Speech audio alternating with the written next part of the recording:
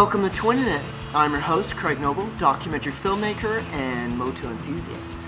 This is the show about everything you can do to and with the Honda Africa Twin adventure sports. And today, I'm going to be installing a fuse box under the seat and wiring up the DC power inverter that's going to go in the box to charge the many batteries that I'll be using on this bike. Well, here are all the goodies that we're going to need. Well, not all the goodies, some of the goodies. I tested the DC power inverter out on my cigarette 12 volt input on the dash of the bike, and it actually charged the phantom batteries, and that's going to be the biggest draw on the fuse box. So really, if it can charge this thing, then it can charge everything else, like my GH5, GoPros, whatever. This is the power slut and requires power, which this will charge, which is awesome. Okay, so this is the Blue Sea 6-circuit fuse box. It's got this nice cover on it. Going to mount it underneath the seat. Because the inverter is such a power hog, I'm going to be grounding it directly to the battery and putting a fuse holder between the battery and the fuse box. Okay, so just a disclaimer that I am not an electrician. I know very little about electrical, but I'm pretty sure I can figure this one out. This could go poorly or it could go very well, so we'll see. And again, not an electrician. Alright, let's get the seat off.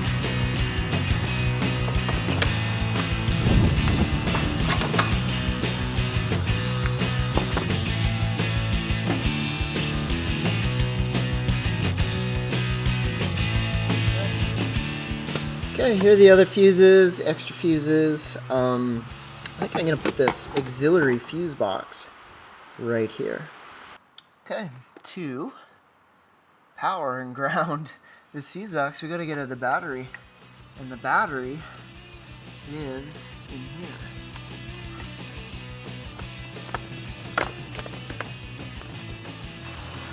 And there it is. Okay, the battery is now relatively accessible. I just removed this holder bracket, it's the Phillips. I'm going to lead to the fuse box directly from the battery under the chassis here, up through the seat. And then with the inverter, I'm going to ground it directly to the battery. You can ground to the chassis, but like I said before, the inverter is a little bit of a power hog, and better safe than sorry.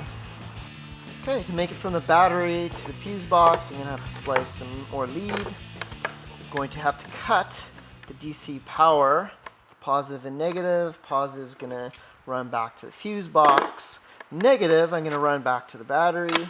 Got some terminals, got some splicers, got my crimpers, wire strippers. I think we're ready. Okay, so this inverter is going to live in the top box, and the top box essentially is going to be all padded with ballistic camera foam to keep the laptop and the cameras and the drones super safe while moving. But this is quite a long cord, so what I'm going to do is I'm going to punch a hole here in the lower part to run the cable, but this will also help for drainage and also get some airflow to cool the inverter and the bats while they're charging. Alright, well, I really only want to do this once.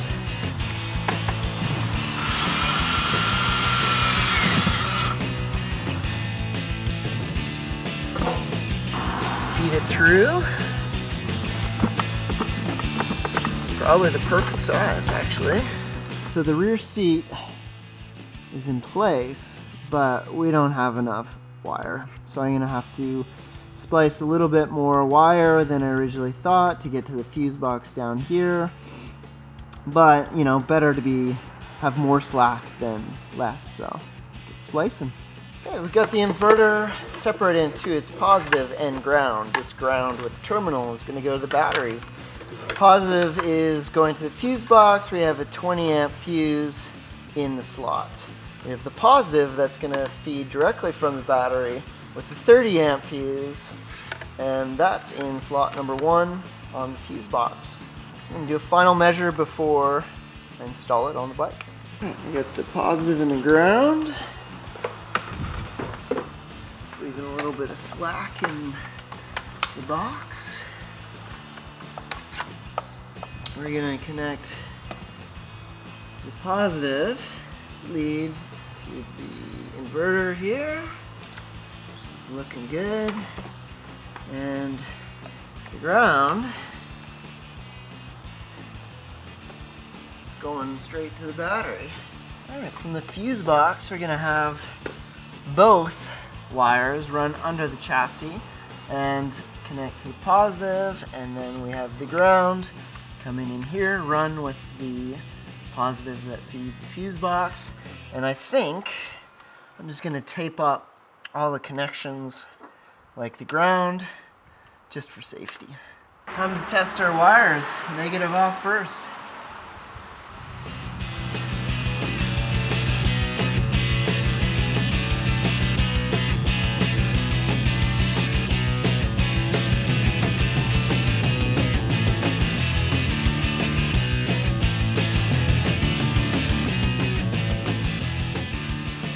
Okay, moment of truth. Battery's connected, everything is grounded. Fuse box is connected, fuses are in, and wires are leading into the top box with the inverter. Let's fire it up.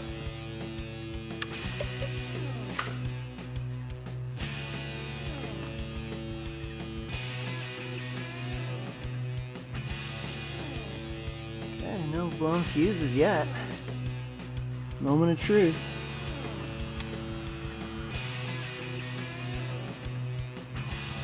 Looking good. You can hear the fan in there. Green light is on. Today, the point was to get the inverter in and to be able to charge the phantom charger and charge the batteries, because I'm not going to pull any more power than this charger requires. So this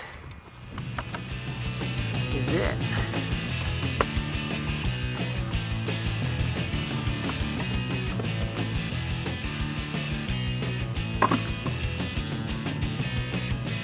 We got some power draw.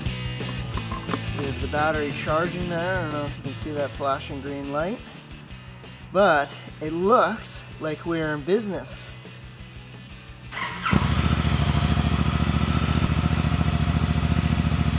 Okay, let's fire this thing up, and we have charging.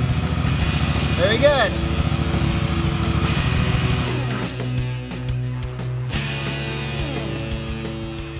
So before I tighten everything down here, I think I am going to run the wire from the inverter on the outside of the seat, so I'm not, crimping or messing with the geometry of this back seat. So if run on the outside here, can tighten that up later, but this should fit in like so. And this looks very nice. Back here, no crimping, no electrical issues, everything fits in its place. Nice one.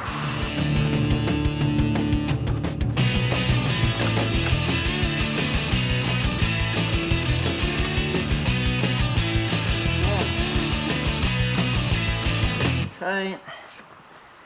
Not too shabby on the wiring look. Definitely deal with that later. No crimping, got lots of slack. Good. Before I screw this into place, I'm going to add some dampening foam just under here like this, and then screw it in right there. I think that's going to alleviate a lot of the vibrational damage that's most likely going to happen with the bike.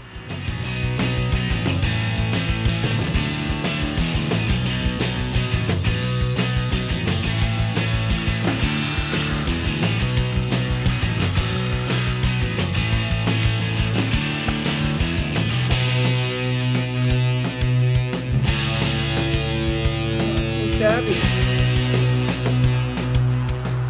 And it works. Okay, let's put everything back together.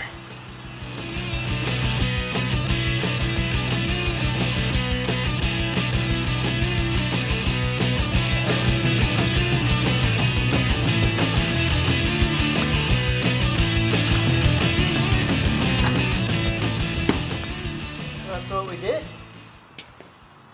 Surprisingly, that was faster than anticipated. Everything went really smoothly. There were no fires.